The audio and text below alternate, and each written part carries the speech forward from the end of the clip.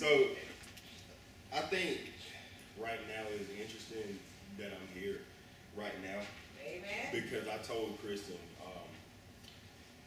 2 weeks ago we were in Charlotte on June the 30th, and she knows that I write everything down.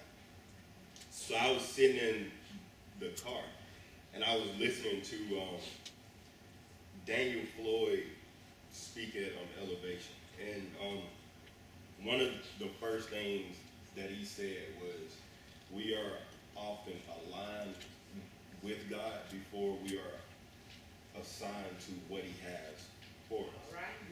Man. So I told her that, and I was showing her like, all right, like on this date, this happened. And I'm weird about it. She'll see me, show her a date, and I'm like, look at this 1 year back or 4 years back, the same thing happened. And once you start looking at a story, you can see it unfold. Amen. And so I told her, I was like, the biggest thing I've noticed is lately alignment, like meaning from years back. And I write everything down, like I said, so I can show it to you. I got books in the trunk full of these numbers. So I told her, I was like, the biggest thing that we need to start doing is paying attention to opportunities. And so I told her, so we celebrated 5 years on July 5th. So the plan was first to go to Savannah first, and then it was Isle of Palms. So we were in Savannah, so I was like, all right, I'll start looking at rooms. And I started looking at rooms, they were like house payment. Amen. Wait a minute, $479 a night, what is this? And so I told her, I was like, all right, well, let's look at Charlotte. And she was like, okay, cool. And I looked at those rooms, and I was like, they're extremely reasonable, like more reasonable than normal. Like, what's this? So I booked that room, and we stayed there, I think, Friday night and Saturday night, I think. So that Friday, so she likes doing photos. I'm not a fan of photos. Like it's like pulling teeth to get me to do a photo. So we were riding down a random street, and I came across a sign. And so that sign said, we exist to learn, to love, and to serve. So we took a photo there, and she was like, do you want one? And I was like, strangely enough, I do want one. So I got out, took the photo with her, and I posted it that day. The verse that was with that was Psalm 82. And I'm like, okay, that's a sign of being aligned. Amen. So I'm like, okay, so then I walk in, and Pastor said, Jay, do us here now. I'm like, okay, all right. Are you ready? I guess, whatever, I guess. So then I'm thinking, like, all right, like, the other day I'm thinking, all right, what are you being aligned for? So I went back and I looked through some of my notes once again. And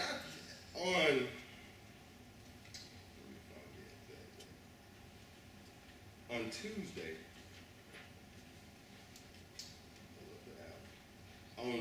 Tuesday, at 6:05 a.m. So I read. So pray about it, read it, and show what God is, write what God has shown me. So that verse, it was actually Luke 10, which was also today. And so showing where what I got from that was he sent them out 2 by 2. Yeah. All right, so, but it says he sent them out 2 by 2 ahead of him. All right.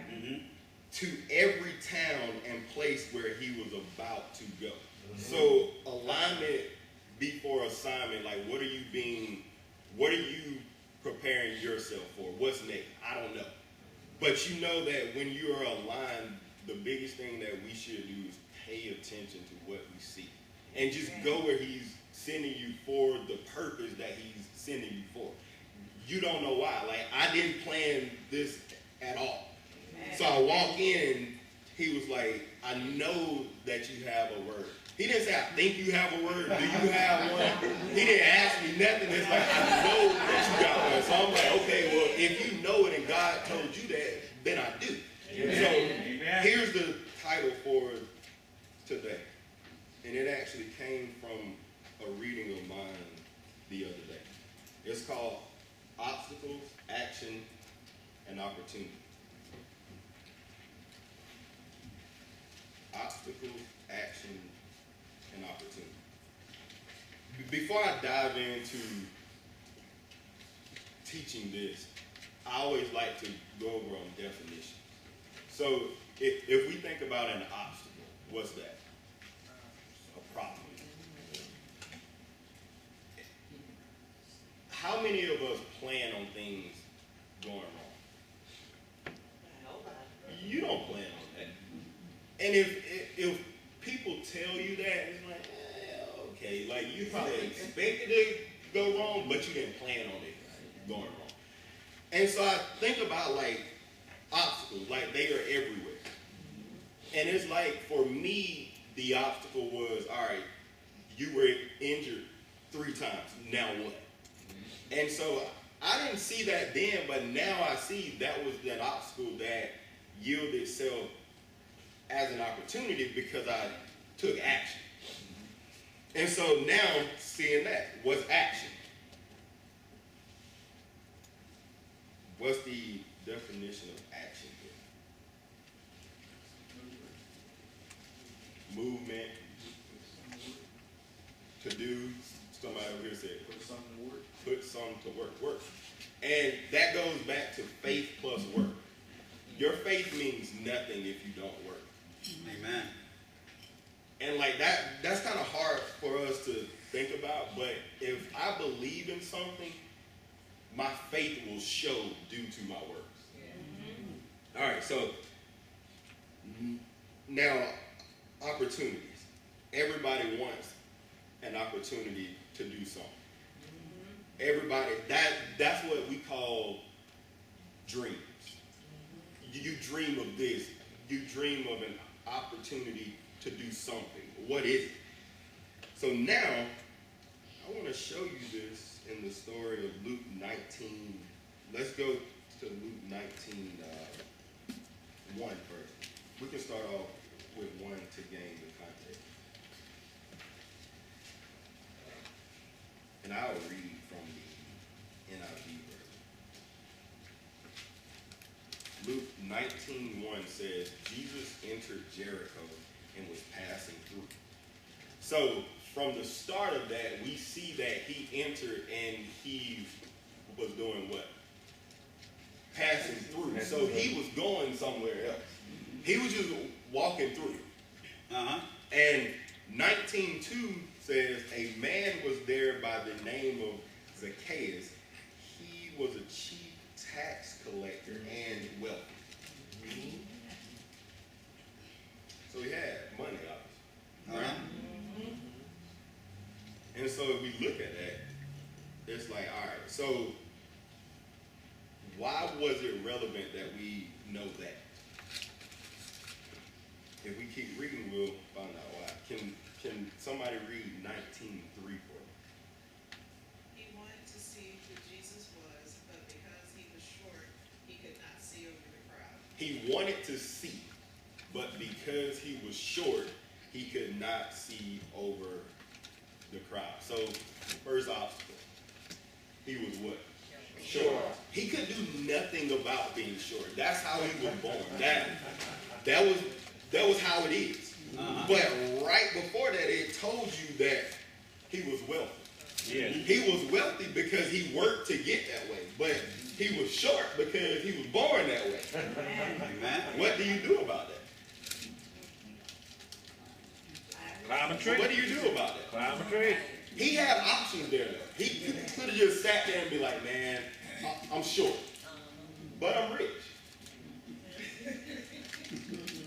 I'm short, so I'll just stay right here. It'll be okay. It'll be all right. I'll just stay here and hope I see him. But it goes back to faith plus work. Yeah.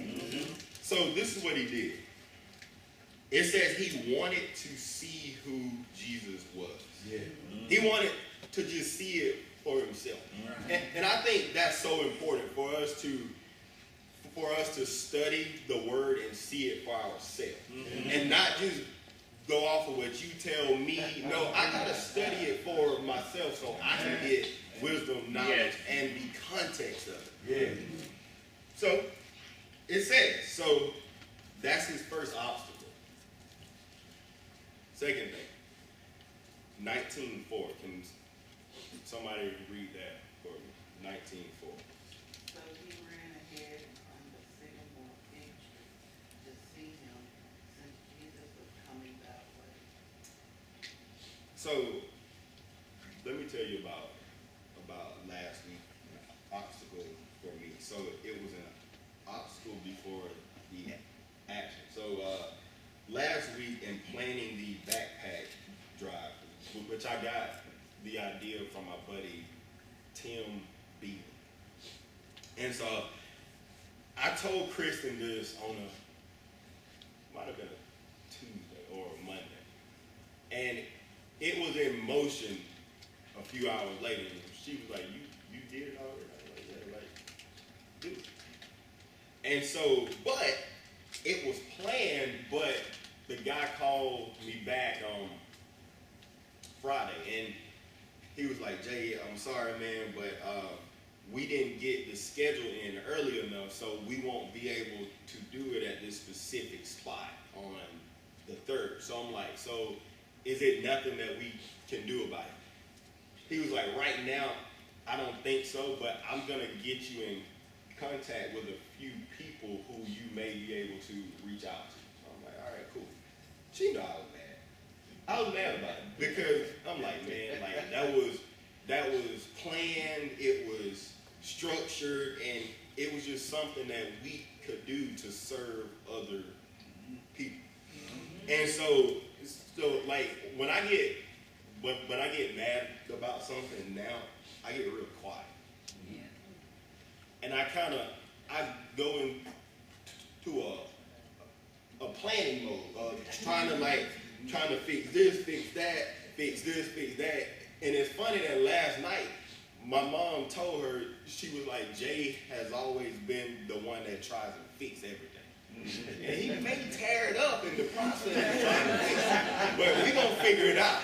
And that's my mindset. I'll figure it out. And so I reached out to this person, that person, and it was like, well, we have this scheduled this day, so we won't be able to do it.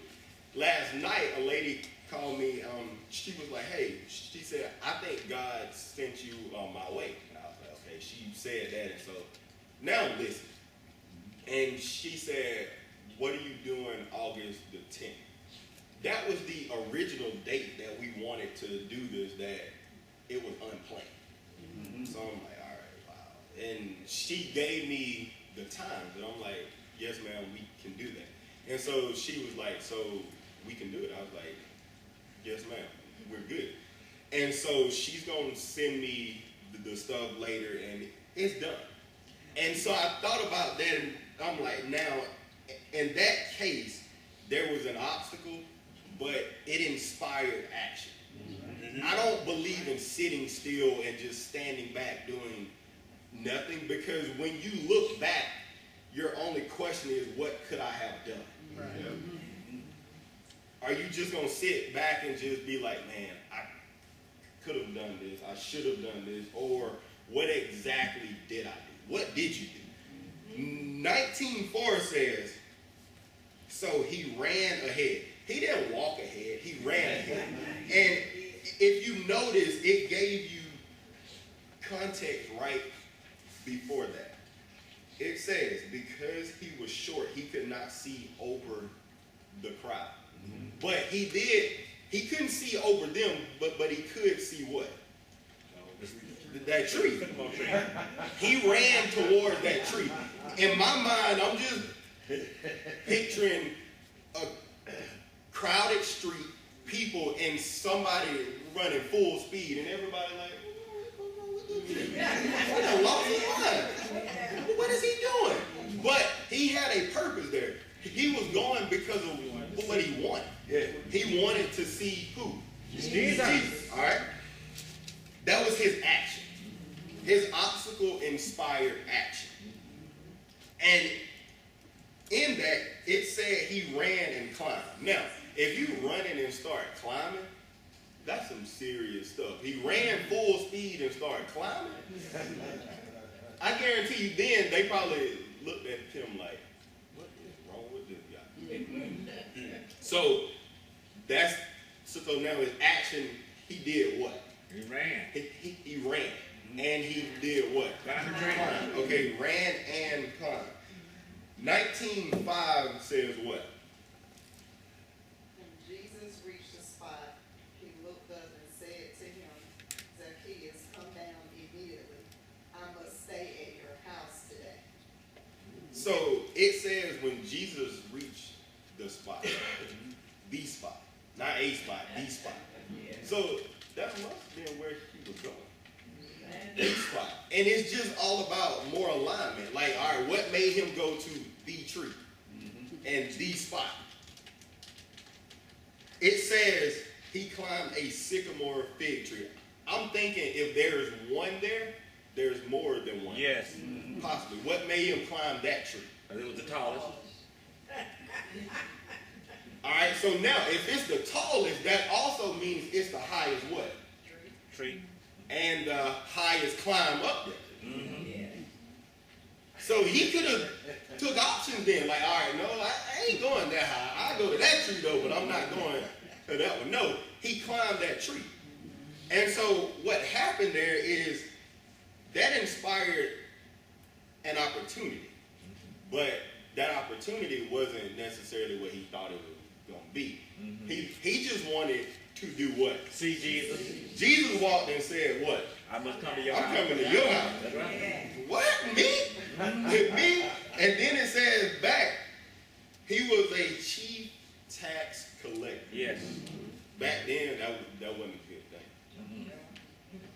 That wasn't a good thing. But one of the disciples that Jesus had, he was also What tax collector? Which one was it? Matthew. Matthew. So Jesus said, I'm staying at your house. So in 19:6, it tells us what? And he made haste and came down and received him joyfully. So he came down at once. He came down. So we go back. He had an obstacle that he could do nothing about. He was short. All right, I can't do anything about biological reasons. And like that's something that I spoke on that 2 weeks back about. I was speaking to young males, and I told them that the biggest thing that we have to fully understand is that if we never own our reality, we're living a life of a big lie. Right. Because we're doing things that make no sense.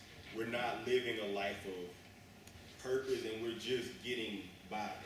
And so he had to understand that he was short. That was his reality. And was it fair? You can't say. He was short. That was his reality. His reality also was that he was wealthy. But his wealth in this situation didn't help him. Wealth had nothing to do with his action. But here's what happened. In 19:7, it says, all the people saw this and began to mutter. Yes. He has known to be the guest of a sinner. So the people saw what? They saw Jesus do what? Go visit the sinner. They saw all of this. So they sitting there looking at this as if it's playing right in front of their eyes. They're seeing all of this stuff, all of it. And they began to mutter. What is a mutter? Right. No, he ain't just call him down there. Because they knew him, obviously. He has gone to be a guest of a sinner. And if you look back and see what the Bible says about him being a guest, he reclined with them. Yes. When you recline, you're pretty comfortable. Yes, you are. You sitting back, feet crossed, you don't have a care in the world right now. So he's comfortable with these type of people because that's what he says he came for. And it says, but Zacchaeus stood up and said to the Lord, look, Lord. Look, like when somebody says look, they are serious. If my mama, if she's mad and she's fed up with it, the first thing she's gonna say, look. and what he said there was, look, Lord, look. Here and now I give half of my possessions to the poor, and if I have cheated anybody out of anything, I will pay back 4 times the amount. He apologized. And so, as I walked in, that's interesting that was the subject. That's more of alignment. Like, I can't tell you how that happened, but that's just more of alignment. And you see it to where he obviously knew he had to do that. Yes. He knew that. He fully understood that. And he didn't want to just give back what he took.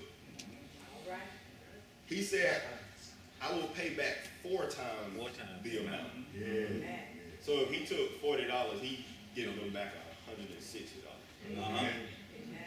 4 times. If that's what it took. Jesus said to him, today salvation has come to this house because this man too is a son of Abraham. And 19:10 it says, for the Son of Man came to seek and save the lost. And so you think about being lost. If he thought of himself as being lost in 19:2, we don't know that.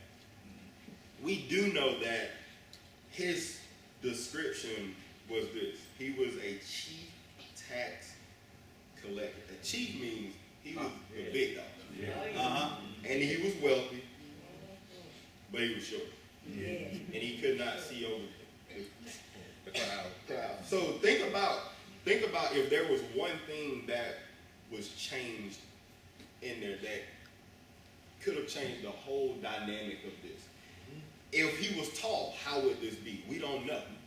But I'm sure he would have been able to at least see that. But he was short, so him being short was the obstacle. Yes. The obstacle then inspired action for him to run and climb.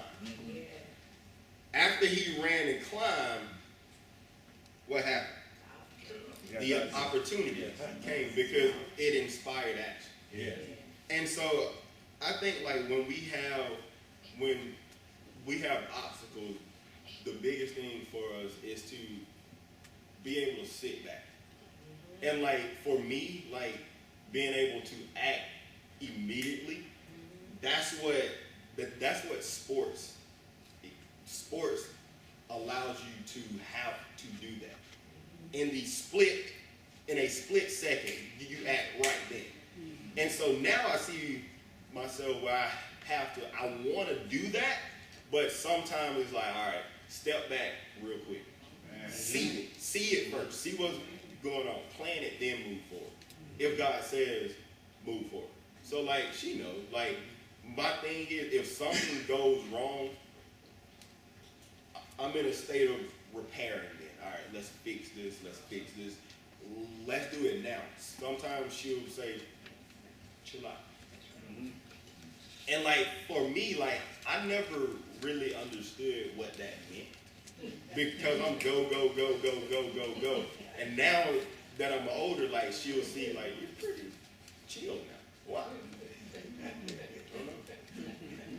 And so now I think about, like, sometimes it requires us to go right now, go. And then sometimes it's sit back, chill, assess the situation, and see what's going on so that we can make an informed decision on how to plan this and then act on it. And then once we make an informed decision on it, it inspires some type of opportunity for us. Like right now, I didn't know, like in my mind last week, I didn't think that we were gonna do the Eastover part. But then it's like, all right, like action here, reach out and see. She actually called me. And so it's like, all right, like your faith plus your work. It happened because you had faith in it at that time. It's like you had faith that it would work, but you didn't know the avenue at which it would work. She called me. I didn't even know she was going. She called me last night. I didn't have her phone number. I didn't know anything. He said he left it for me, but I don't remember. And so now I think about, like, if we sit back and we just look at the whole scope of life. Life is full of obstacles. And in those obstacles, what are we going to do? Take action. And see, all right, like, this action, is it coming from me or God? Now it's like we get the opportunity to do something special because we took action. And that leads to other things that we cannot even imagine. And so, as I'm speaking on alignment, today last year was the first bigger than sports camp that we did that was in Lawrence. And it's like how does it make sense that happened? And so it happened. My mom has on one of our shirts too for it. How did that happen? It's all about being aligned, and a lot of times you will not know the how. And figuring that thing out is gonna be, you will drive yourself crazy trying to figure it out. So if we wrap all of this up, we are taught this week, I'm encouraging you to pay attention to obstacles. Pay attention to problems. Then think about, all right, how can I plan action? What can I do about this? Third thing, pay attention to the opportunity and go.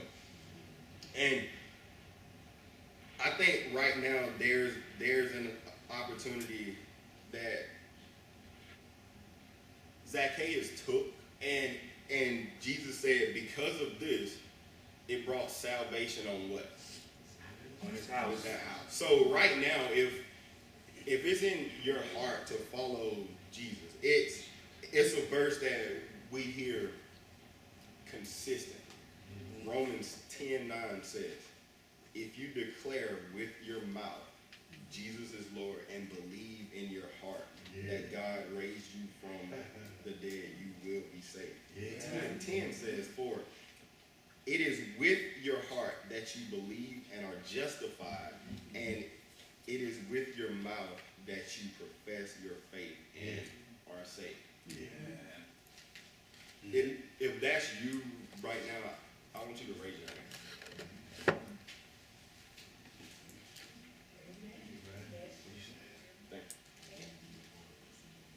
And that's something that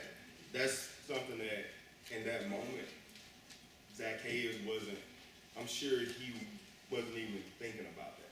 But because of the faith that he had to go climb the tree, it made Jesus notice him in that tree.